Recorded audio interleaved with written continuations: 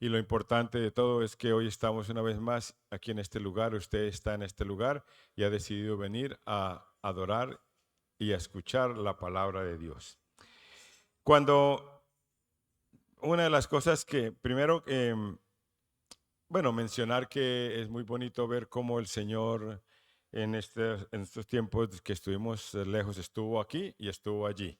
Estuvo aquí con su presencia moviéndose de una manera espectacular y estuvo allí con nosotros moviéndose en bendición. Cuando, cuando estaba preparando el tema de hoy, Dios me llevaba a un texto que está en Lucas 24:22. Y este texto de Lucas 24:22 nos hace ver de una manera maravillosa cómo nosotros somos especiales. Somos bienaventurados, dice la palabra. Lucas 10 del 22 al 24 dice así. Dice, uy, me equivoqué.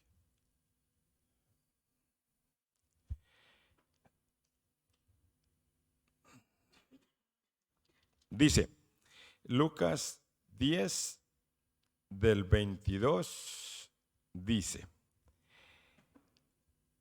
está hablando Jesús, dice, todas las cosas me fueron entregadas por mi Padre y nadie conoce quién es el Hijo sino el Padre, ni quién es el Padre sin el Hijo, y a quien el Hijo las quiera revelar. Está diciendo que hay un conocimiento mutuo entre el Padre y el Hijo y que el Hijo nos muestra esas cosas a los que Él quiera revelarse.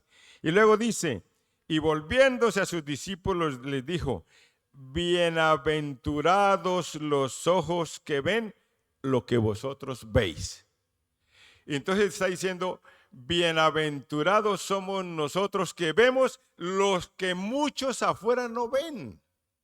El Señor ha hecho caer las escamas de los ojos, ha abierto nuestro entendimiento, nos ha dado sabiduría para entender y ver las cosas que vivimos y las cosas del mundo de una manera diferente, y por eso somos bienaventurados. Y dice más adelante, porque os digo que muchos profetas y reyes desearon ver lo que vosotros veis y no lo vieron, y oír lo que oís y no lo oyeron. Muchos otros quisieron ver lo que usted y yo vemos y no lo vieron. ¿Por qué? Porque el Señor nos ha revelado las cosas pasadas, presentes y futuras y nos está mostrando lo que hay para nosotros como hijos de Dios. Y es bonito entender cómo Dios nos bendice de diferentes maneras. Mi esposa dice que pasamos por dificultades, estaba mencionando, sí, todos pasamos por dificultades y momentos difíciles, pero también vemos cómo el Señor nos ha venido bendiciendo. Nos bendice de una, otra y otra forma. La mano poderosa de Dios está sobre nosotros todos los días. Todos los días. ¿Sí? En el pequeño detalle, en el gran detalle y en el mayor detalle. En una cosa, en otra y en otra, vemos la mano poderosa de Dios sobre nosotros, sobre nuestras casas, sobre nuestras familias. ¿Qué queremos más? Yo les digo, ¿ustedes necesitan bendición? Vamos a levantar la mano y todos decimos, sí, todos necesitamos más bendición. Claro que sí. ¿Por qué? Y eso es bueno. Eso es bueno porque el Señor lo dice, pedid, pedid, pedid y se os dará, pedid y se os dará. Y el Señor quiere más bendición, quiere más sanidad, quiere más liberación y quiere más salvación para todos. Pero entonces yo me preguntaba por un momento, si yo fuera Dios, que no soy Dios, ¿qué pediría Dios a sus hijos? Porque nosotros estamos acostumbrados, Señor, dame, Señor, yo quiero, Señor, ¿qué tengo que hacer? Señor, estoy haciendo esto en la iglesia, Señor, está haciendo esto en la iglesia. Pero por un momento, cierre sus ojos por un momento y pregúntele al Señor, ¿tú qué quieres de mí? ¿Qué quieres de mí, Señor? Entonces, el Señor quiere muchas cosas. Podemos decir, quiere compromiso, quiere lealtad, quiere fidelidad, Y me llevaba al texto de Apocalipsis 3:20, que todos lo conocemos. Es muy bonito este texto porque dice, he aquí, yo estoy a la puerta y llamo. El Señor siempre está a la puerta llamando. ¿A quiénes? A todos, a los que creen mucho, a los que creen menos y a los que creen menos y a los que no creen. El Señor siempre está a la puerta golpeando y tocando. Y luego dice, si alguno oye mi voz, se está diciendo que Él está hablando con todos y quiere que las personas escuchen su voz. Póngalo si quiere, por favor.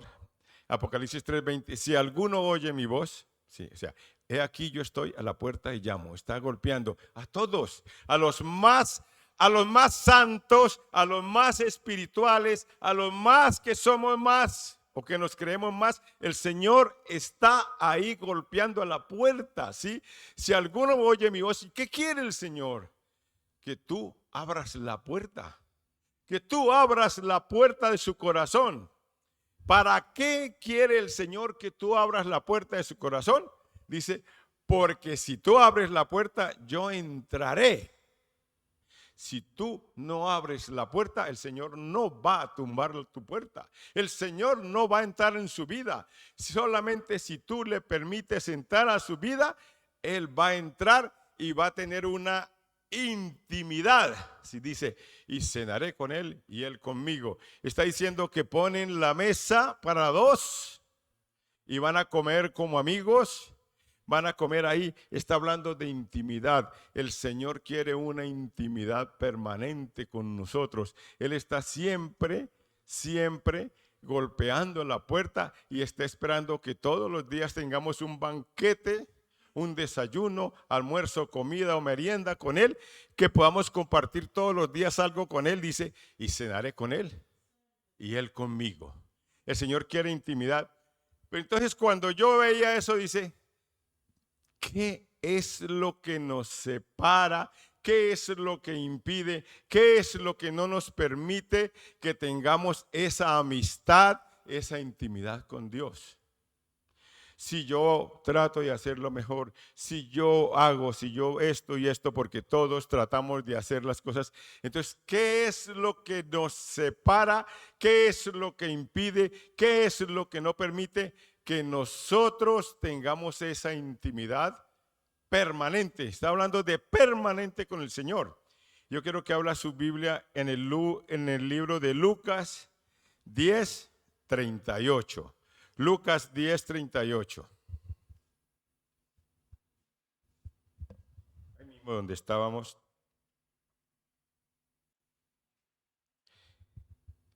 También es un texto muy conocido. Muy conocido, pero el Señor quiere que esos textos conocidos le saquemos lo más profundo. Alguien decía, hay un hermano que en su momento me estuvo apoyando mucho. En el momento que estaba yo solo aquí en España, sin mi familia, estaba pasando unas dificultades muy fuertes y justo estábamos en verano. Y dice, uy hermano, qué calor. Uy hermano, qué calor. Y dice, no se preocupe, hace más calor en el infierno. Por eso no debemos ir al infierno, porque allá hace mucho calor. Entonces vamos a soportar el calor que hay aquí en la tierra y luchemos y trabajemos para no ir al infierno, porque allá las cosas están, y fuera ese mal olor que hay allá de azufre y a muerto y todo eso, mejor vámonos para el cielo. Entonces, en Lucas 10:38 dice lo siguiente, está diciendo que, dice, Jesús visita a Marta y a María. ¿Quién eran Marta y María? Las hermanas de Lázaro, ¿sí? Y dice que aconteció que yendo de camino entró en una aldea y una mujer llamada Marta le recibió en su casa. Esta tenía una hermana que se llamaba María, la cual sentándose a los pies de Jesús oía su palabra. Pero Marta se preocupaba con muchos quehaceres y acercándose dijo, Señor, ¿no te da cuidado que mi hermana me deje servir sola? Dile pues que me ayude. Respondiendo Jesús le dijo, Marta, Marta, Marta, afanada y turbada estás con muchas cosas, pero solo una cosa es necesaria y María ha escogido la buena parte, la cual no le será quitada. Por un momento, pongámonos en esa situación. El Señor va de aldea en aldea, de ciudad en ciudad. Y si el Señor iba a entrar a la casa de Marta, es porque conocía a Marta. Y las escrituras dicen que Jesús era amigo de Marta y de María. Y las escrituras dicen que Jesús era amigo de su hermano Lázaro. Y las escrituras dicen que cuando murió Lázaro, Jesús lloró. ¿Por qué? Porque amaba a esa familia. Entonces, Jesús no iba ni en avión, ni en moto, ni a caballo. Jesús iba a pie. Y de por sí, cuando Jesús iba a resucitar a Lázaro, le decía, Marta, que allá, María, que allá viene Jesús, que allá, a lo mejor medio día antes, sabían que Jesús iba hacia esa casa. Entonces, yo suponía o supongo que si Marta y María sabían que iba a ir Jesús a esa región y que a lo mejor iba a ir a su casa, tenían que tener su casita preparada, como diríamos en Colombia, con un tintico preparado para invitar a Jesús. O como diríamos en España, a lo mejor le tendría un refresco, una cañita o lo que quisiera Jesús. Entonces, ¿qué ocurre? Llegó Jesús a la casa de Marta y María. Da la impresión que Marta era la principal y llegó allí. Cuando llegó a la casa de Marta y María, sucedió algo entre las dos hermanas. Sí, dos hermanas. Me acuerdo que, o sea, hay muchos hermanos que se quieren, pero hay muchos hermanos que se pelean. Y parece que allí las cosas no iban bien. Entonces, ¿qué pasaba? María, llegó Jesús y se sentó a los pies de Jesús. Entre otras cosas, eso no está permitido en ese tiempo, porque la mujer estaba muy discriminada, pero María se sentó a los pies de Jesús y eso está diciendo que Jesús asintió, Jesús estuvo de acuerdo que María se sentara a los pies, dice el texto bíblico. ¿Y qué hizo Marta? Se fue a preparar los refrescos, se fue a limpiar la casa. Uy, aquí está la cocina sucia, ¿qué tal que la vea el maestro? Y tendamos la cama y hagamos esto y quitemos esto. Marta se fue a sus quehaceres, María estaba ahí. Y una cosa terrible que analizando profundamente, yo siempre he dicho que la ropa sucia se lava en casa, ¿sí? Que no tienen por qué los demás enterarse de los problemas que hay en la casa. Pero Marta empezó a llamar a María. Me imagino que le haría señas, me imagino que, yo no sé, tantas piruetas o tantas cosas que hizo. Y María, ¿qué estaba haciendo? Escuchando lo que Dios le estaba diciendo, escuchando la palabra. Y Marta seguía, ¿cómo seguía? Afanada y turbada. ¿Cómo estaba? Afanada y turbada. ¿Por qué? ¿Qué importa que la cama esté sin tender? ¿Qué importa que la cocina esté desordenada? Si llegó el maestro a mi casa, pues vamos a escuchar lo que dice el maestro, porque no siempre el maestro entraba a esa casa. Y sucedió algo tremendo. Marta la echó al agua con Dios, con Jesús. Jesús, ¿usted no se da cuenta que mi hermana no me ayuda? ¿Por qué no le dice que me ayude? ¡Qué tremendo! O sea, fuera de tener su pelea ahí entre las dos, va y le dice a Jesús que tome partido en esa pelea porque Marta María es muy fresca. Pero cuando Marta le habla a Jesús, Jesús le hubiera podido decir, ¿y a mí qué me cuenta? arreglen su problema. Pero Jesús en su sabiduría, en su preciosa sabiduría, le dice, Marta, Marta, estás afanada y turbada por los quehaceres. Y María ha hecho la buena parte.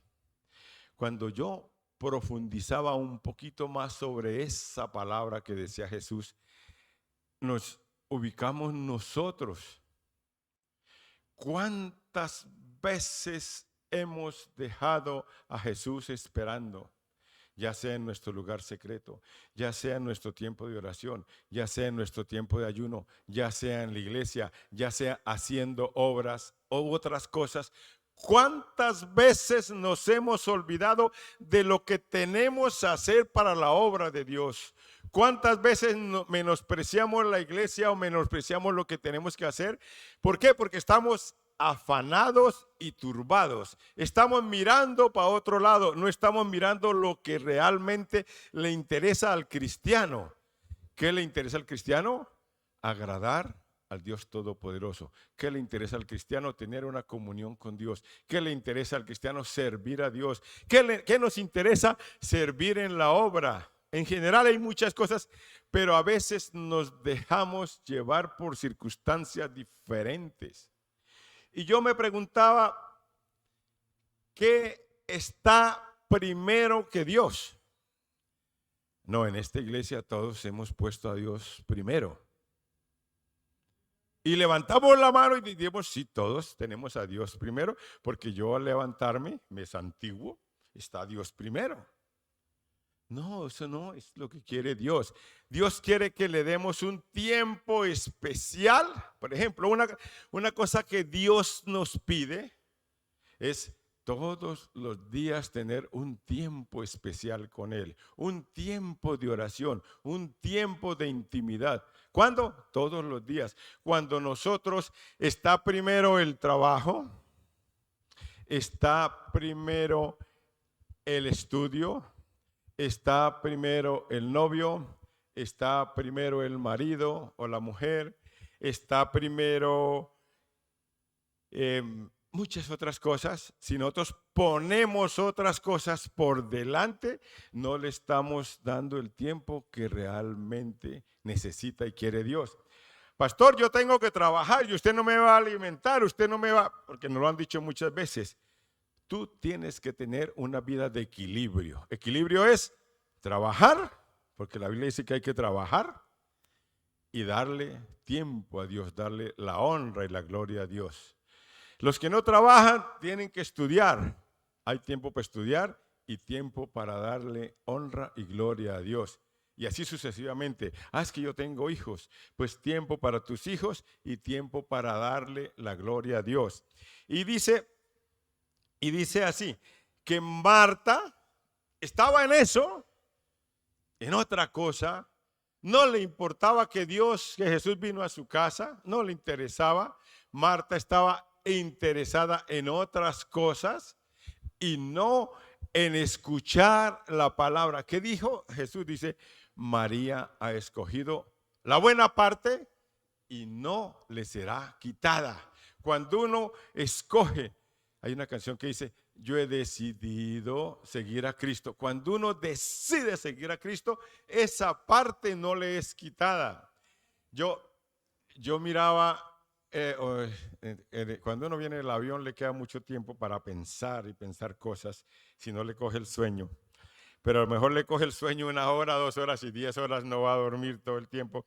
Y yo veía cómo trabaja Dios. Dios necesita un sí de nosotros los humanos, un sí de nosotros los cristianos. Cuando uno le dice, yo no quiero saber nada de Cristo, a mí no me interesa la religión, a mí no me interesa eso que ustedes piensan, el Señor no entra en su vida. El Señor no toca el corazón. ¿Por qué? Existe el libre albedrío. Mientras nosotros no le permitamos, mientras nosotros no le autoricemos, mientras nosotros no le abramos el corazón al Señor, el Señor no va a entrar. El Señor no entra. El Señor es un caballero. Decía en Apocalipsis 3:20, dice que necesita que escuche la voz de Dios, que abra la puerta de su corazón para poder él entrar a tener una intimidad contigo. Si tú no le abres la puerta de su corazón, y tú que me escuchas en las redes sociales, un saludo muy especial a los hermanos que nos ven a través de las redes sociales. Es un placer una vez más estar en el aire y poder llevar una palabra de bendición a todos ustedes. Así que los bendecimos desde Lucena de Córdoba.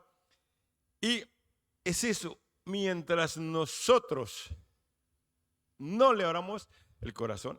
Pero cuando uno dice, Señor Jesús, te necesito, hoy te recibo como mi Señor y mi Salvador, puedo que haga esa oración motivado, obligado o por impresionar, ¿sí? Cuando uno hace esa oración, el Señor dice, qué bueno, Jorgito, me has dicho que me necesita, lo tomo. Me has dicho que abre la puerta de mi corazón, lo tomo. Me has dicho que quiere que yo sea su Señor, lo tomo. El Señor toma cuando yo hablo y lo digo, la palabra, ¿sí? Por eso en el libro de Romanos dice que hay que confesar con nuestra boca que Jesucristo es el Señor. Mientras no confesemos con nuestra boca, el infierno está por ahí dando vueltas, pero cuando nosotros confesamos con nuestra boca que Jesucristo es el Señor, que le necesitamos y todo, que le recibimos como su Señor y nuestro Salvador, el infierno se aleja. ¿Por qué? Se han abierto las puertas de los cielos. Cuando el Señor toma esa palabra, empieza a trabajar en nosotros. Y es así cuando dice la palabra, dice, la obra que el Señor empezó en nosotros, la va a terminar. La va a terminar. Así uno se vuelva cabezón, así uno se vuelva, dice, hay veces uno empieza a darse golpes. Golpes contra el aguijón, dice la Biblia. Empieza uno a golpearse, ¿sí? Dice, qué cosa dura es darse golpes contra el aguijón. ¿Por qué? Porque uno se olvida de Jesús. Y también me impacta, y ahora nuevamente el Señor me sigue hablando de esa palabra, y esta palabra es andaluza. Cuando Jesús estuvo hablando esta palabra, pues creo que en Israel había mucha viña, pero también pensaba en Andalucía. Dice, yo soy la vid y vosotros los sarmientos. Dice, y dice en Juan, al final dice, después de hablar de que es limpiado el sarmiento para que dé más frutos, dice la palabra mágica, la palabra clave, dice, separados de mí, nada podéis hacer. Tú tienes que entender eso, que puedes tener mucho dinero, que puedes tener posesiones, que puedes ser muy importante, que puedes ser alguien importante, pero separado de mí, nada podéis hacer. Hay que entender eso. Por eso dice uno, porque a mí me va mal, porque me pasa eso. A todos nos pasa, no diga que a mí también, a todos nos pasa. ¿Por qué? Porque nos alejamos del propósito, nos alejamos del camino, nos alejamos. Entonces es que me estoy ahora pensando que hablaba con alguien. Estábamos hablando de Jesús y la Virgen, ¿sí? Y las personas los católicos tratan de darle a María un lugar y un sitio que no es, ¿sí? La Biblia habla de que Jesús es el camino, el que fue a la cruz fue Jesús, no fue María.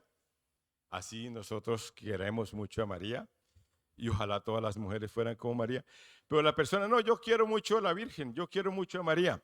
Entonces, Jesús es el camino, Jesús es la verdad, Jesús es la vida, no hay otro camino, no hay otro lugar. Podemos darle las vueltas que queramos, pero solamente hay un camino al cielo y no es María, sino es Jesús. Dice que Jesús es el camino. Y entonces, cuando Dios empieza a trabajar en nosotros, nosotros nos alejamos de Él y vamos colocando otras cosas primero que Jesús, primero que Dios. Entonces, cuando hay personas que solamente se dedican a trabajar y a trabajar y a trabajar, Ahora yo veía allí en Colombia cómo personas se levantan a las 4 de la mañana y regresan a las 9 de la noche. No hay tiempo para Dios.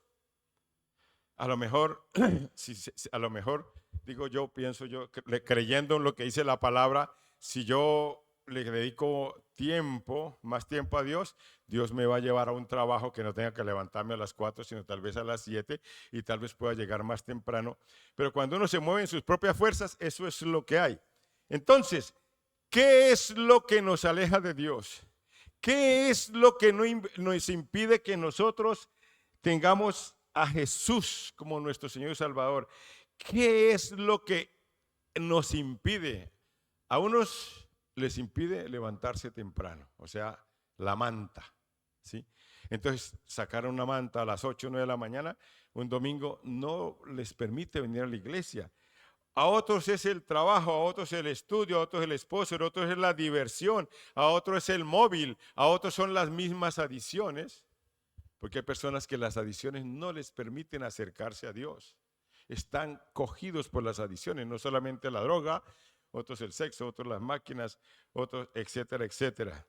Pero, ¿qué es lo que me impide acercarme más a Dios? ¿Qué es?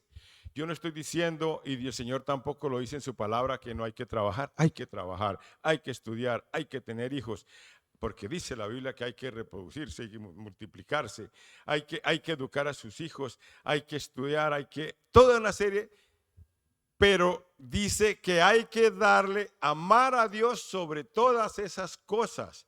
Y eso nos lleva a que es necesario organizar, tener un equilibrio en nuestra vida. No solo de playa vive el hombre, sino de toda palabra que sale de la boca de Dios. No solo de pasear vive el hombre, sino de toda palabra que sale de la boca de Dios. No solo de trabajo vive el hombre, sino de toda palabra que sale de la boca de Dios. Y entonces el Señor nos está llamando a eso, a que nosotros busquemos, analicemos qué es lo que realmente nos separa de Dios. Quiero que ponga Jeremías 39:11, lo tengo aquí, no me acuerdo por qué lo puse. Jeremías 39:11, sí, ya me acordé.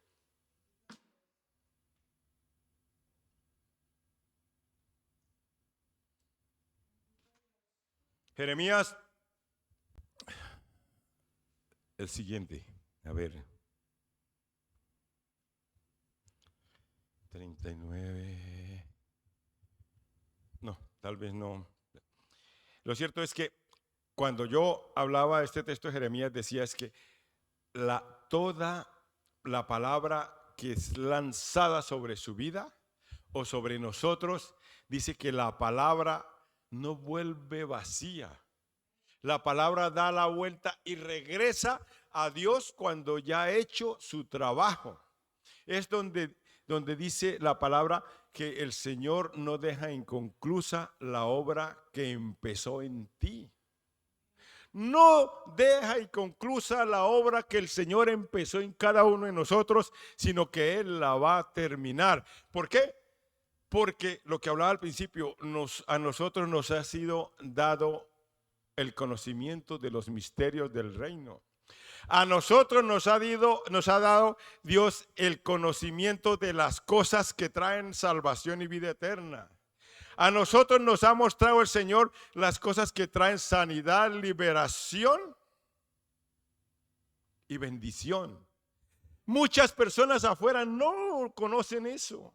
Muchas personas quieren tener cosas que hay solamente exclusivas para los hijos de Dios. Entonces, lo que Dios quiere es que nosotros tengamos todas esas cosas, que permitamos que la palabra de Dios siga trabajando en nosotros, que permitamos que el alfarero siga trabajando en nosotros, que no permitamos que otras cosas ajenas nos saquen del propósito y el plan de Dios para nuestra vida. Dios tiene un propósito y tiene un plan, y no permitamos que las cosas como el trabajo, como las cosas que he mencionado, nos alejen del plan de Dios o del propósito de Dios. Tenemos que estar seguros tenemos que tener la certeza que Dios tiene un plan y un proyecto para cada uno de nosotros. Dentro de ese plan y ese proyecto, estemos seguros que hay bendición, dice paz, dice gozo, dice alegría. Dios no quiere que vivamos mal, Dios quiere que vivamos bien, lo dice la palabra de Dios. Y el propósito dice, yo tengo para ti cosas de bien y no de mal.